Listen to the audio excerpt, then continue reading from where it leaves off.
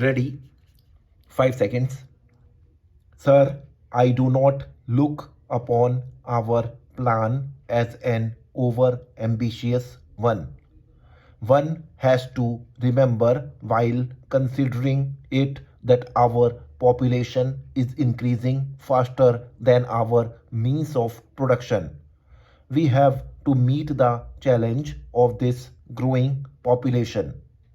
Undoubtedly, birth control is important, but it is not easy to carry out propaganda for birth control in a population of illiterate people and superstition ridden people.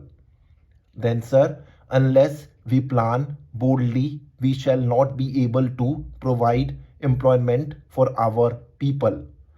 We have to bear in mind that it is essential to provide employment for our increasing population.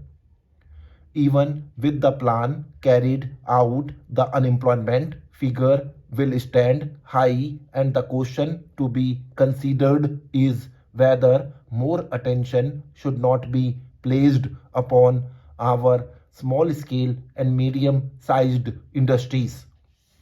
Is it not possible for us to ensure that all sections of the population get the benefit of the plan?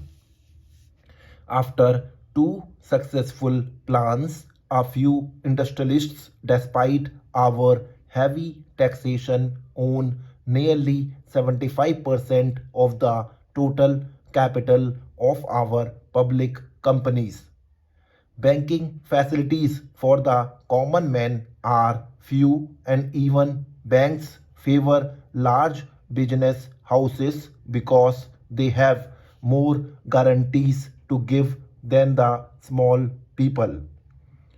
We have a large landless population and large numbers depend upon it for support. What we need, therefore, to plan successfully is greater cohesion, greater emotional integration, and greater national unity among ourselves. We are wasting time over quarrels that do not touch the common man. Both the government and the opposition parties have responsibilities towards the mass of our people.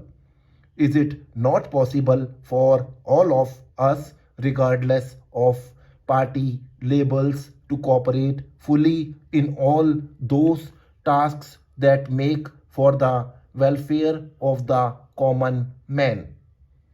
Can we not forget petty party, sectional, communal, and group differences?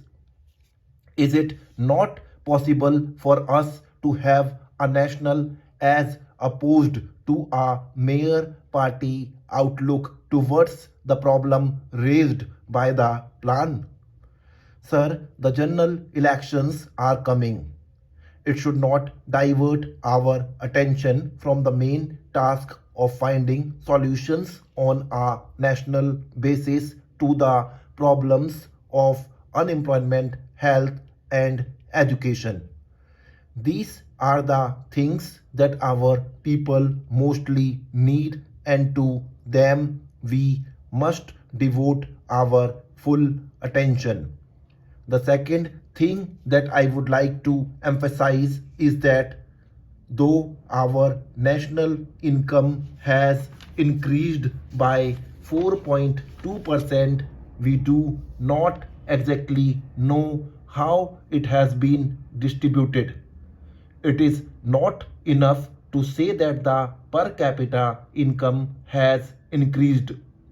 The right question that has to be answered by us is whether it has increased in terms of real income. For that, we have to see whether the price level has kept pace with the wage level. It is no satisfaction to a man that his nominal income has gone up, though at the same time the price level has reduced. his purchasing power not only for luxury articles but also for articles of common consumption. Concessions have been made to industrialists. Perhaps it was inevitable that they should be made.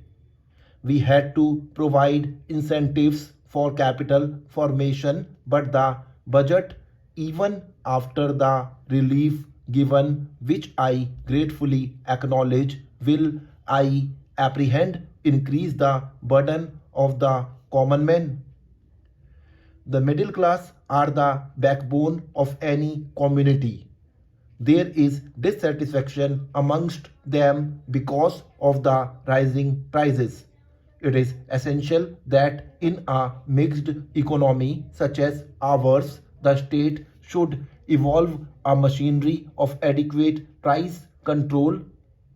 Prices should not be allowed to go beyond a certain level, and there must be a ceaseless war against hoarders and profiteers. They are pests of society and should be looked upon as such. Equality of sacrifice demands that those who have more should be made to pay more than those have less. The marginal utility of money is greater with people of less income than with big incomes. The third point that I would like to point out is that concentration of economic power should be discouraged. One of our articles provides that the ownership and material resources of the country should be so distributed as to subvert the common good. Another article provides that there should be suitable legislation for a living wage, fair conditions of work, decent standard of life, social and cultural activities, and full enjoyment and leisure, as also for the promotion of cottage industries on an individual and cooperative basis in rural areas. The progress of the plan has to be tested in the light of these objectives. Small and medium sized concerns should be encouraged so that concentration of wealth may break up. We would like to have the results of the inquiry as to how the national dividend has been distributed early. We should know who are the classes who have been benefited most by our plans. Are they the people with big capital?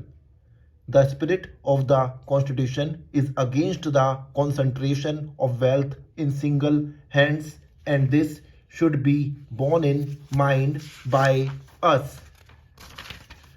Sir, I do not look upon our plans as an over ambitious one.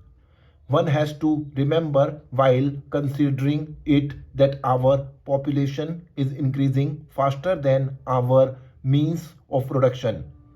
We have to meet the challenge of this growing population. Undoubtedly, birth control is important, but it is not easy to carry out propaganda for birth control in a population of illiterate people and superstition ridden people. Then, sir, unless we plan boldly, we shall not be able to provide employment for our people. We have to bear in mind that it is essential to provide employment for our increasing population. Even with the plan carried out, the unemployment figure will stand high, and the question to be considered is whether more attention should be and should not be placed upon our small scale and medium sized industries. Is it not possible for us to ensure that all sections of the population get the benefit of the plan? Stop.